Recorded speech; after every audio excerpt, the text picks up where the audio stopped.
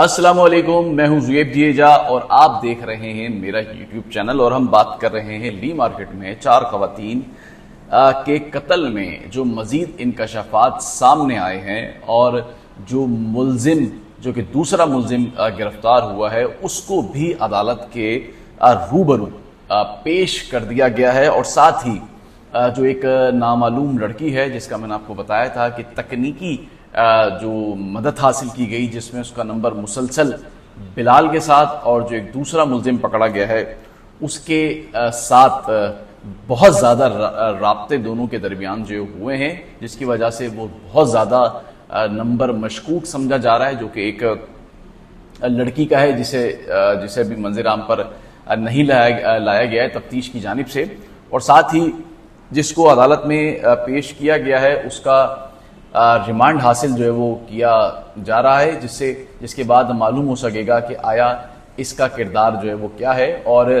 یہ جو شخص کو پکڑا گیا ہے جو کہ میں بتا رہا ہوں جو کہ سہولت کار ہے، یہ بھی جس جگہ پہ بلال رہتا تھا اس کے قریب ہی رہائش پذیر یہ شخص تھا جسے گرفتار کیا گیا اور عدالت میں پیش کیا گیا ہے، اور اس کا ریمانڈ جو ہے وہ حاصل اس وقت جو ہے وہ کیا جا رہا ہے۔ اور ساتھ ہی جو دوسرا ملزم جس طرح سے میں نے آپ کو بتایا جو پکڑا گیا ہے، تو تفتیشی ٹیم کا کہنا ہے کہ جو انہوں نے عدالت میں بتایا ہے کہ اس ملزم کو جسے پیش کیا جا رہا ہے بلال نے اس کے بارے میں بتایا ہے کہ یہ بھی اپنے بیان میں اس کے بارے میں جو ہے انکشافات کیے ہیں، جس کی وجہ سے اسے اس ملزم کا جو ہے وہ تفتیشی ٹیم نے کہا کہ ہمیں اس کا ریمانڈ چاہیے، اور ساتھ ہی عدالت کو یہ بھی بتایا کہ ایک لڑکی بھی اس سارے معاملے کے گرد جو ہے وہ گھوم رہی ہے، جسے تحقیقات کا جسے شامل تفتیش کرنے کا جو ہے وہ امکان ظاہر کیا جا رہا ہے کہ اسے شامل تفتیش جو ہے وہ کیا جا سکتا ہے۔ یہ لڑکی کون ہے، کہاں سے آئی، اور یہ سہولت کار کا نام ابھی تک منظر عام پر نہیں آیا، یہ کون ہے، یہ انتہائی اہم موڑ ہے جس کی جانب کیس اب جا رہا ہے۔ آہستہ آہستہ جو گتھیاں ہیں وہ جو سلجھتی جا رہی ہیں، جو بہت سارے شک و شبہات تھے وہ کلیئر ہوتے جا رہے ہیں۔ جس طرح سے کہا جا رہا تھا کہ بلال نے اکیلے نہیں کیا، اس کے ساتھ کوئی نہ کوئی سہولت کار ضرور موجود ہے، تو وہ سہولت کار بھی اب تحقیقات کے دائرے کار میں جو ہے وہ آ چکا ہے۔ اور اس کے بعد یہ بھی کہا جا رہا تھا کہ ایک لڑکی بھی اس کے پیچھے، تو بہت ساری باتیں سچ ثابت ہو رہی ہیں آہستہ آہستہ جس طرح سے تحقیقات چل رہی ہے۔ چونکہ ہمارے یہاں جو تحقیقات ہوتی ہے وہ انتہائی سست ہوتی ہے، بہت زیادہ تیزی سے جو مسئلے ہوتے ہیں یا جو تحقیقات میں فوری طور پر اس بات تک پہنچنا کافی مشکل ہوتا ہے کہ آیا ملزم کون ہے اور کون نہیں ہے، یہ باتیں وقت کے ساتھ ساتھ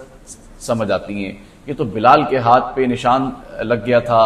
اور جس خون بہہ رہا تھا، اور پھر وہ سی سی ٹی وی میں بھی نظر آ گیا، گھر سے آتے ہوئے گھر سے جاتے ہوئے، جس طرح نیچے سی سی ٹی وی کیمراز لگے ہوئے تھے، پھر گاڑی کھڑی ہوئی تھی اور بہانے سے جو ہے وہ گاڑی کو خراب اس کا کرنا اور پھر چھوٹے بھائی کو وہاں پر کھڑا کرنا، تو یہ ساری باتیں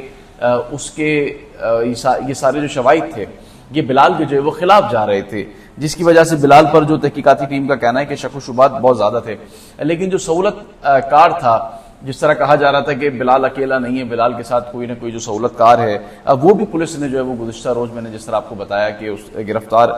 کر لیا ہے، اور ساتھ ہی اب شہزاد جو ملزم ہے اس کا بھی جو ہے وہ بیان ریکارڈ کیا جائے گا، جس کے بعد معلوم ہو سکے گا کہ یہ ملزم آخر کون ہے، اس کا کیا کردار ہے، اور اس کا بلال کے ساتھ کیا رابطہ تھا۔ جو ملزم ہے دوسرا، اس نے بلال کو کس قسم کی سہولت کاریاں دی ہے، کیا اسے اپنی فیملی کو قتل کرنے کے لیے اکسایا تھا یا پھر اس کو اسے لالچ دی تھی، یہ کون شخص ہے، اس بارے میں جس طرح میں نے آپ کو بتایا ابھی عدالت میں پیش کیا ہے، اور ابھی بھی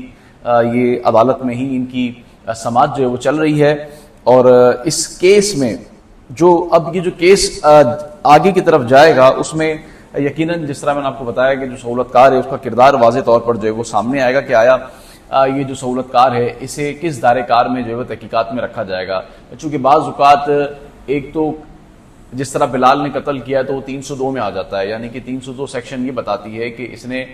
قتل کیا ہے، لیکن اگر یہ سہولت کاری میں ہے تو اسے 109 میں رکھا جائے گا سیکشن میں۔ جس سے یہ بات پتہ جس میں اور اس کے بعد اسے شامل تفتیش کیا جائے گا جس طرح سے اسے شامل تفتیش کیا گیا ہے. تو بعض اوقات جو مین ایکیوز ہوتا ہے اس پہ جو سیکشنز لگتی ہیں وہ انتہائی اہمیت کی حامل ہوتی ہیں, اور سہولت کاروں پہ جو سیکشن لگتی ہے اس کی سزا کم ہوتی ہے, لیکن جو مین ایکیوز ہوتا ہے اس کو جب پروسیکیوشن چل رہی ہوتی ہے تو اسے اس کی سزا جو ہے وہ آگے چل کے زیادہ ملتی ہے. تو آگے چل کے مجھے ایسا لگتا ہے کہ جو دوسرا ملزم ہے اس کے بارے میں بھی مزید انکشافات سامنے آ جائیں گے کچھ ہی دیر میں, اور ساتھ ہی جس طرح میں نے آپ کو بتایا کہ